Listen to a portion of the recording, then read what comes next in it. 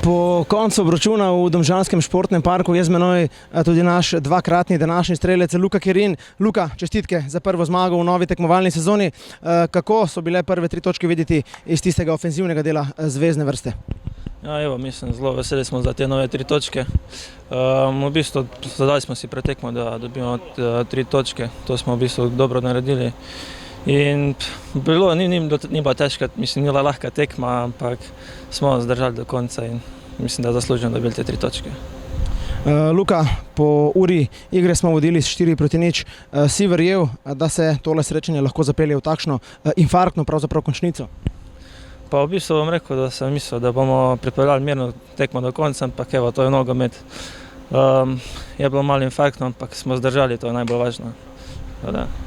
Luka, smo se v tole infarktno končnico pripeljali sami ali so vendarle Domžalčani tisti, ki so močneje pritisnili?